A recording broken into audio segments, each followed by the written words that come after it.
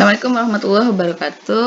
Selamat pagi atau selamat siang semuanya. Pada pertemuan kali ini kita akan membahas tentang objek pajak. Nah, sebelum kita bicara tentang objek pajak, kita harus mengetahui dulu apa itu definisi penghasilan. Berdasarkan Undang-Undang Pajak Penghasilan, penghasilan adalah setiap tambahan kemampuan ekonomis yang diterima atau diperoleh wajib pajak, baik yang berasal dari Indonesia maupun dari luar Indonesia, yang dapat dipakai untuk konsumsi atau untuk menambah kekayaan wajib pajak yang bersangkutan dengan nama dan dalam bentuk apapun. Nah, penghasilan ini bisa karena dari pekerjaan dalam hubungan kerja dan pekerjaan bebas. Seperti kalau karyawan dia bekerja, kalau misalnya pekerja bebas dia memberikan jasa, dan seterusnya.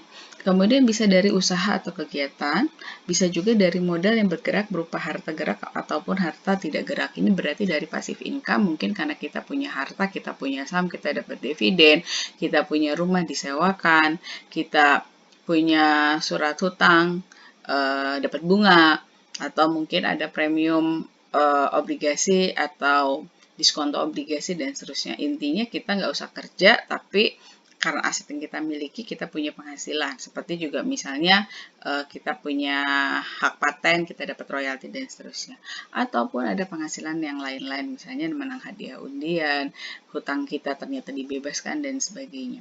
Nah, semua penghasilan entah dari pekerjaan, entah dari usaha kegiatan, kalau usaha tiap ini ya kayak kita buat usaha gitu ya, dari modal atau yang lain-lain ini, mau tidak mau itu kan pasti menambah penghasilan. Dimana penghasilan itu bisa dipakai untuk kita konsumsi atau bisa juga untuk menambah kekayaan kita. Nah, kemudian penghasilan ini dibagi lagi, ada kalau kita sudah sekarang kita lari ke pajak ya.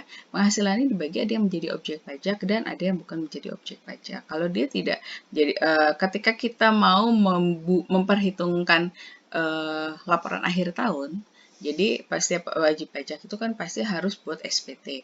Di dalam SPT ini kan kita harus melaporkan penghasilan kita. Di dalam SPT ini kita harus melaporkan seluruh penghasilan kita, baik yang objek pajak final ataupun tidak final, maupun yang bukan objek pajak. Tapi waktu kita mau memperhitungkan berapa pajak terutang yang bukan objek pajak, itu pasti tidak diperhitungkan.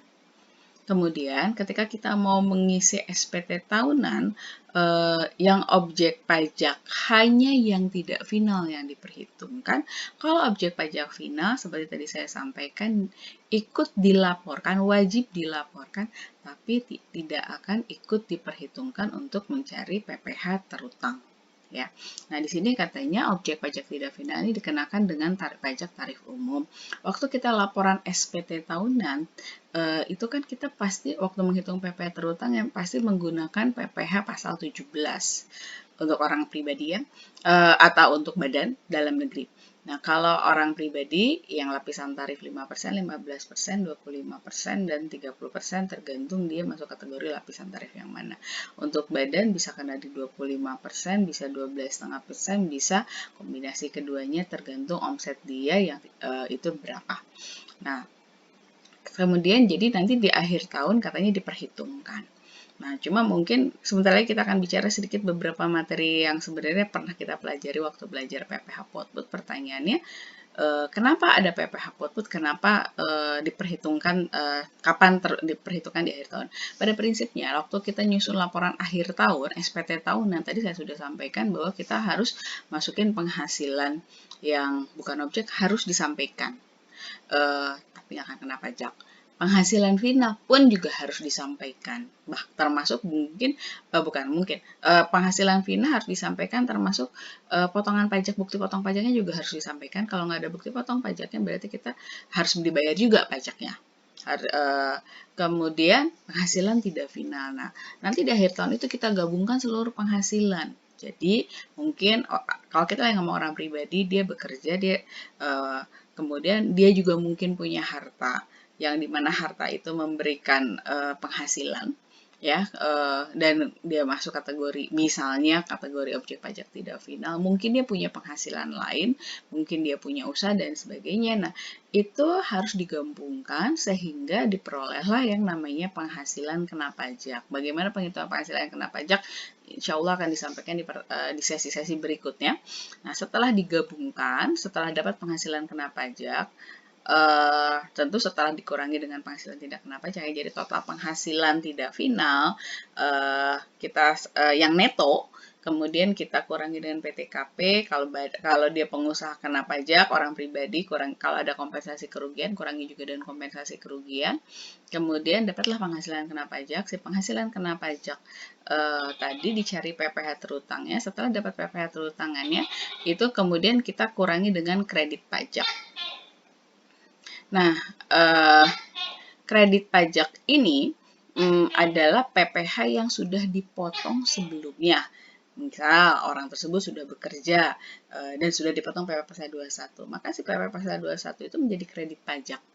Kalau misalnya dia sudah dipotong PP Pasal 23, maka PP Pasal 23 itu jadi kredit pajak. Tentu syaratnya harus ada bukti potong, atau mungkin dia sudah punya penghasilan di luar negeri dan sudah dipotong pajaknya di sana. Ada cara sendiri untuk menghitung berapa yang boleh dikreditin yang masuk kategori PP Pasal 24. Kemudian misalnya dia juga termasuk wajib pajak yang setiap bulan ngangsur bulanan, PP Pasal 25, itu juga menjadi kredit pajak.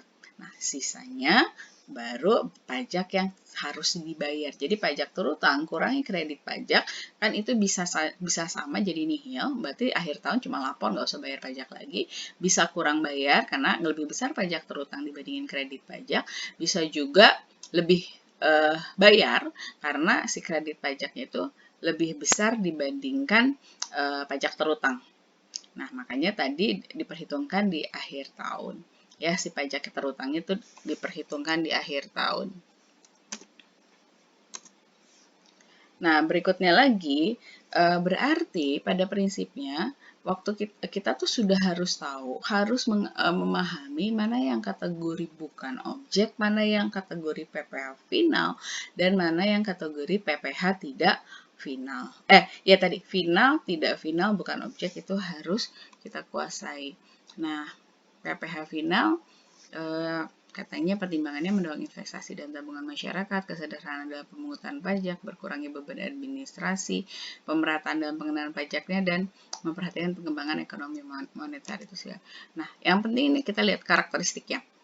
PPh final tidak bisa digabungkan dengan penghasilan dikenakan tarif umum. Jadi waktu kita menghitung pajak terutang di akhir tahun, PPh final tidak boleh ikut diperhitungkan baik penghasilan, biaya maupun pajaknya. Dan dia bersifat khusus tarifnya terutang setiap transaksi, karena PPh final itu masuk kategori PPh pemotongan ya. Kalau misalnya tidak ada yang motong, berarti kita store sendiri, bayar sendiri. Mekanisme pelunasannya bisa dipotong atau dipungut pihak lain, nggak bisa dikreditin, biayanya tidak dapat dikurangkan, tetap dikenakan PPh final walaupun mengalami kerugian. Jadi maksud pengertiannya di sini, kalau waktu kita menghitung penghasilan kena pajak di akhir tahun, kan tadi saya sudah disampaikan, penghasilan final nggak boleh dimasukin. Kalau penghasilan finalnya tidak dimasukkan, berarti biaya juga tidak boleh dimasukin. Karena menjadi tidak fair kalau penghasilan finalnya nggak masuk, biayanya ikut masuk. Nah, kalau penghasilan dan biayanya tidak ikut diperhitungkan, maka kredit pajak, PPh yang sudah dipotong atau distorkan yang masuk kategori PPh final juga nggak boleh ikut diperhitungin, karena ya tadi itu harus satu gelondongan ya, penghasilan, biaya maupun pajak yang final jangan diperhitungkan dalam penghasilan terutang akhir tahun. Kemudian tetap dikenakan pajak bersifat final walaupun mengalami kerugian. Kalau PPh final tuh tidak lihat kondisi WP. Contoh UMKM yang sekarang tarifnya 0,5%. Mau labanya gede, mau rugi, mau nggak punya laba atau rugi, itu tetap kena pajak.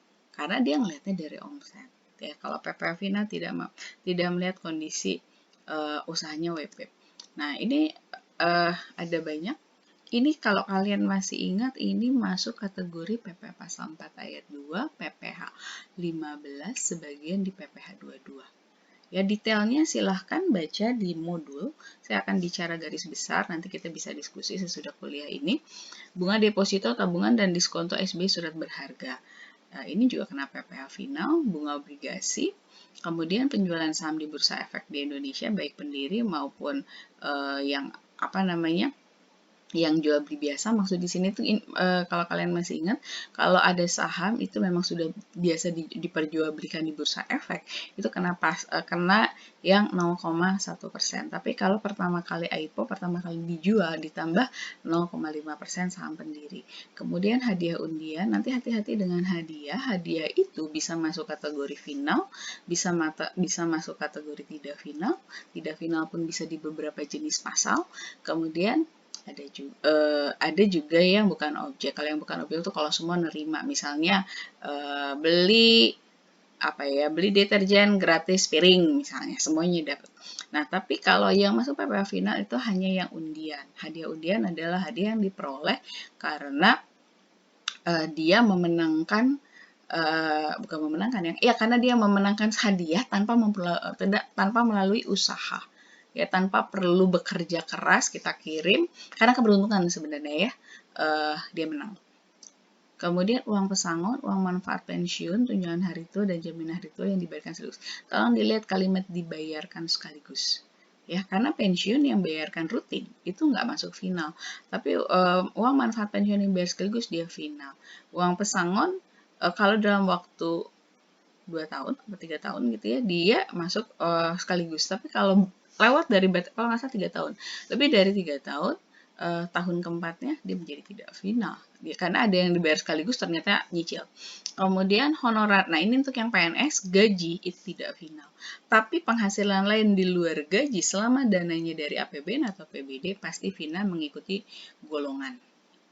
Kemudian semua yang terkait dengan tanah bangunan ya, mau dia pengalihan, mau dia sewa, atau dalam rangka bangunan guna serah, itu juga kena final. Tapi hati-hati dengan penghasilan sewa atau sewa ini ya, sewa bangunan. Memang aturannya dia PPh final, tapi untuk kasus hotel, dia itu masuk kategori pajak daerah. Ada aturan, jika sudah dikenakan di pajak daerah, maka tidak dikenakan di pajak pusat. Kemudian, villa, nanti tolong dilihat dia masuk kategori dia wajib pajak daerah atau tidak. Kalau wajib pajak daerah, dia pasti dipungut pajak daerah. Nah, berarti dia nggak masuk di PPh final sini. Tapi kalau dia tidak masuk kategori tidak mendaftarkan diri atau tidak terdaftar sebagai wajib pajak daerah, pasti kenanya PPh final. Tapi kalau hotel sudah otomatis dia tidak dikenakan di PPh final karena dia pasti kena pajak daerah. Kemudian konstruksi juga dia final.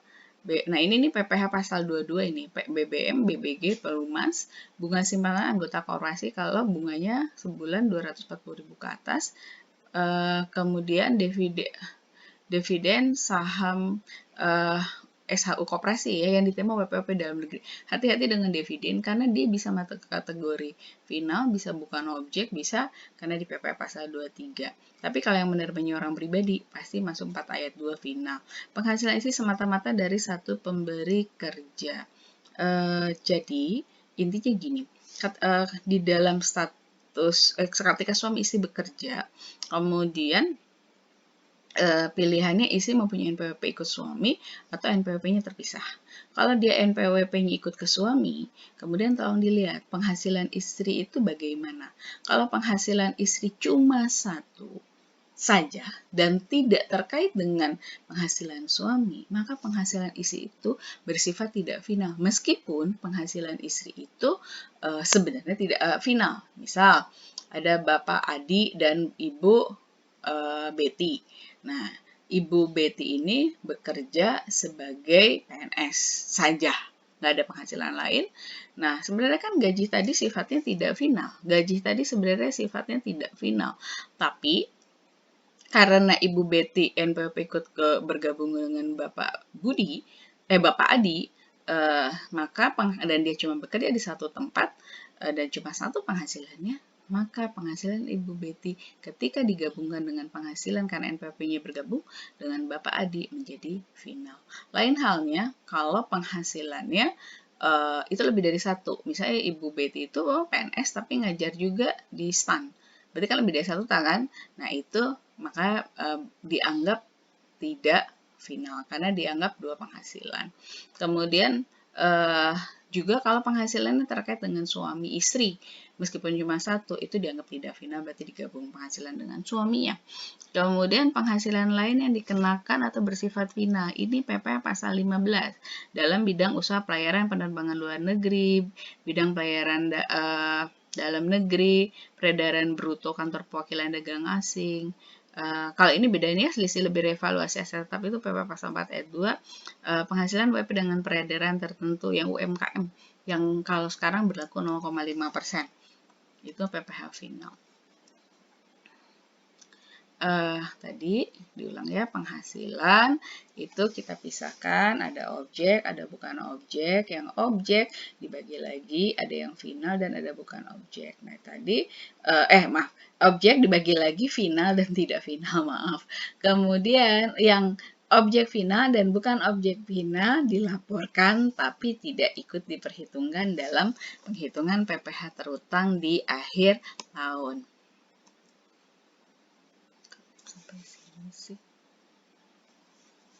Berikutnya lagi, ini yang bukan objek, saya ngambil singkat karena Pak Marsono sudah menjelaskan di video yang lain. Yang tidak termasuk objek, salah satunya adalah bantuan atau sumbangan, itu bukan objek pajak selama yang menerima itu lembaga keagamaan ya, badan amil zakat atau sumbangan bagi pemeluk agama yang lain yang sifatnya wajib, harta hibahan selama yang menerimanya keluarga sedarah dalam satu garis keturunan lurus. Lurus tuh ayah, ibu, anak, kakek, nenek. Tapi itu lurus. Tapi satu garis tuh ayah, ibu, ayah atau ibu ke anak, anak ke ayah ibu. Tapi ketika ayah, ibu ke cucu atau gini, kakek ke cucu, itu lebih dari satu garis. Kalau ke samping tuh adik, paman. Ya, jadi harus orang tua ke anak, anak ke orang tua. Kemudian badan keagamaan, badan pendidikan, badan sosial termasuk yayasan, koperasi dan orang pribadi yang menjalankan usaha mikro kecil sepanjang tidak ada hubungan dengan usaha, pekerjaan, kepemilikan atau penguasaan di antara pihak yang bersangkutan. Jadi kalau ada urusannya dengan usaha, pekerjaan, kepemilikan, maka dia masuk menjadi objek pajak. Berikutnya lagi tidak termasuk objek pajak, penggantian atau imbalan sehubungan dengan pekerjaan dalam yang pekerjaan atau jasa yang diterima atau dapat dalam bentuk natura atau kenikmatan. Natura kenikmatan itu penghasilan tidak dalam bentuk uang.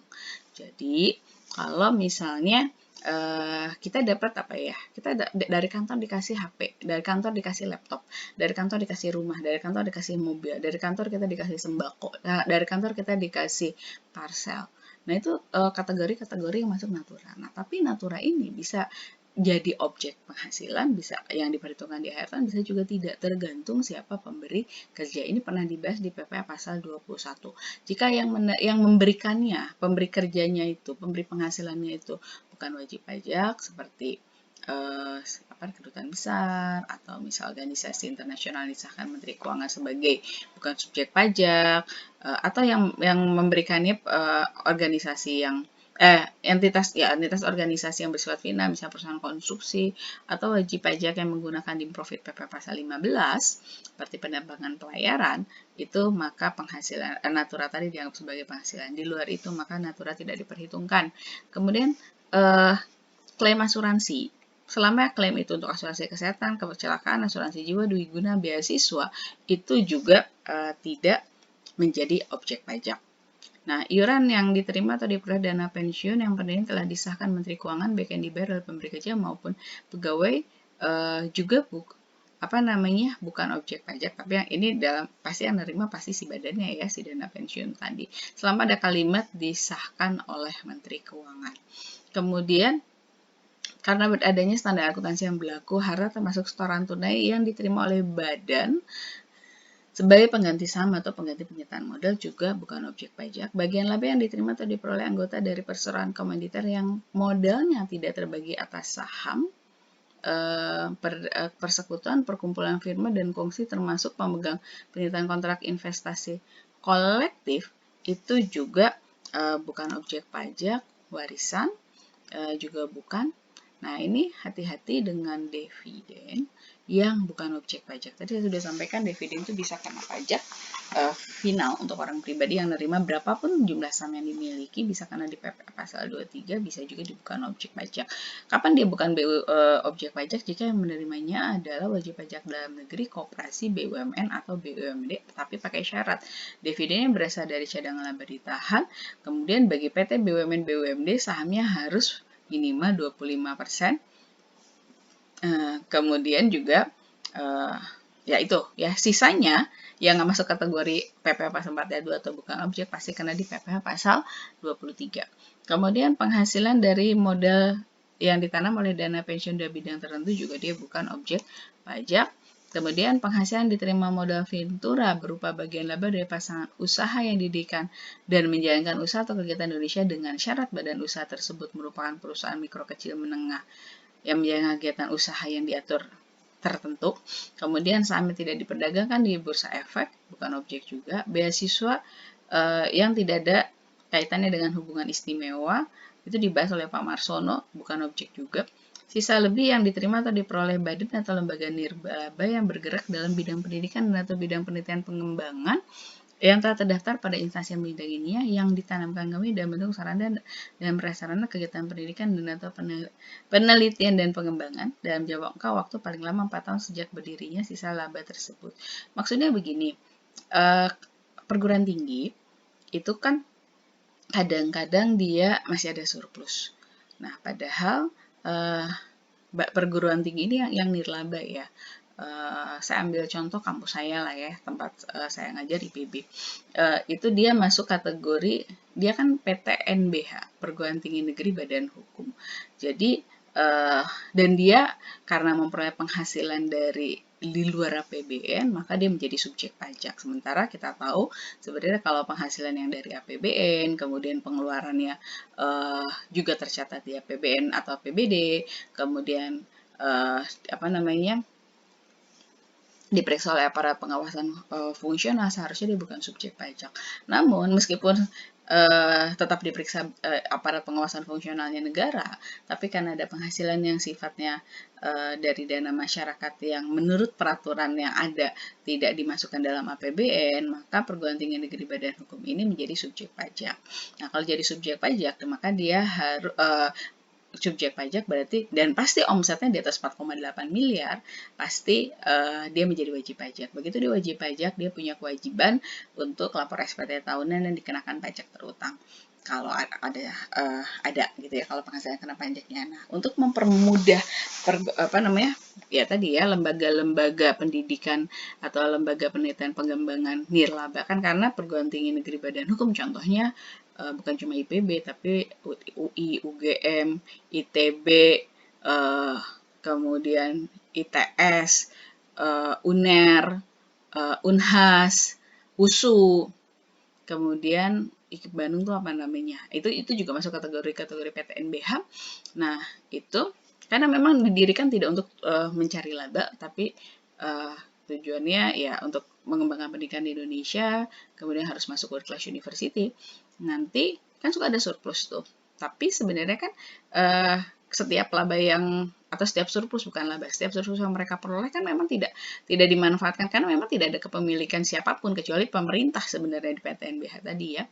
Maka si laba fiskal tadi yang harusnya dipotong pajak ini nggak langsung, yang harusnya kalau dipotong pajak pasti, tapi laba fiskal tadi yang terutang pajak itu tidak langsung otomatis dibayarkan langsung, tidak seperti perusahaan yang lain, tapi dalam waktu dia nanti katakanlah gini, katakanlah dia punya laba fiskal, biar gampang hitung, 100 miliar. Kalau surplus bukan laba fiskal ya, dia punya 100 miliar. Kena pajak 25%, berarti kan harus bayar 25 miliar. Tapi biasanya kan yang perguruan tinggi ataupun lembaga penelitian tadi, karena nggak cari laba, pasti akan dimasukkan kembali sama kegiatan pendidikan atau penelitiannya.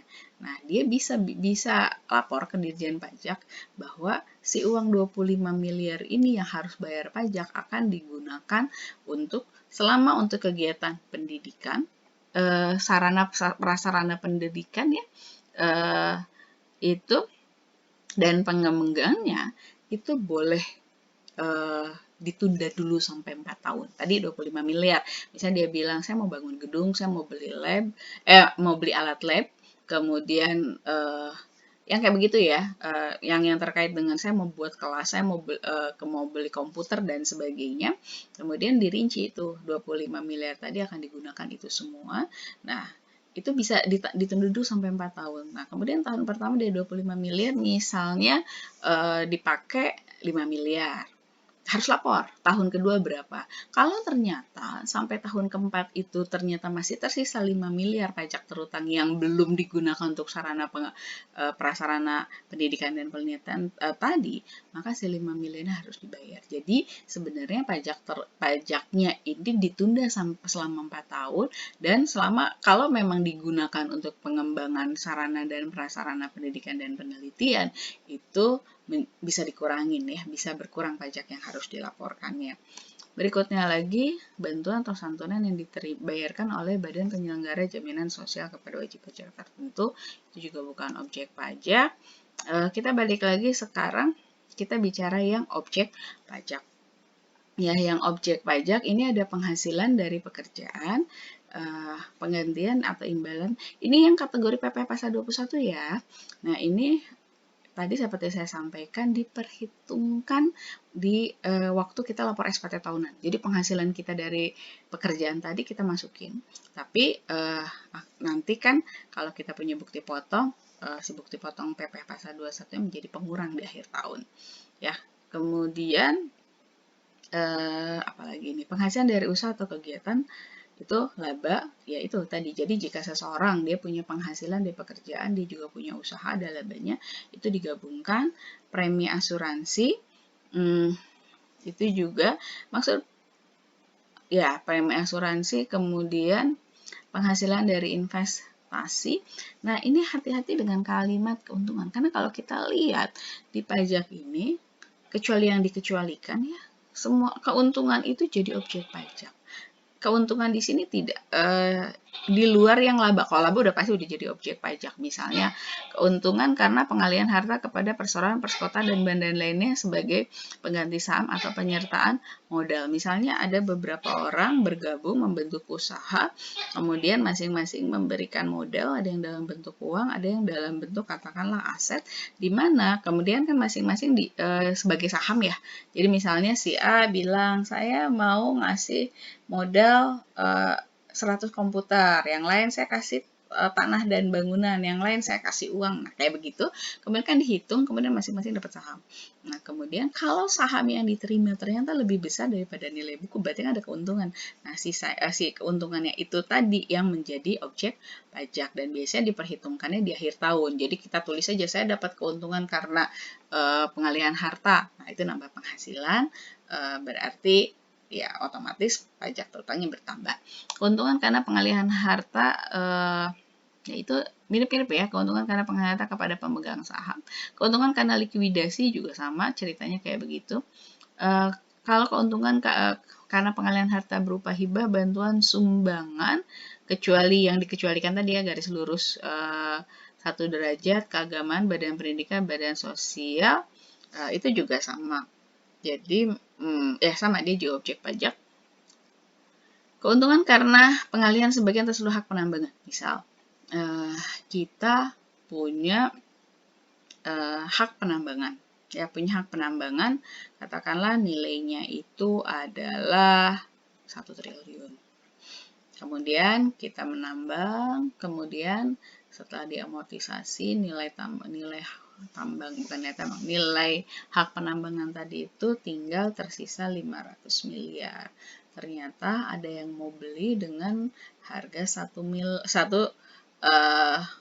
triliun. Tadi nilainya berapa sih? Maaf, saya lupa. Kalau misalnya tadi hak penambangannya 1 triliun, kemudian setelah ditambang jadi tersisa 500 miliar, berarti tapi ada yang mau beli lagi 1 triliun, berarti kan kita untung tuh 500 miliar. Nah, itu menjadi objek pajak juga, tapi diperhitungkannya nanti di akhir tahun.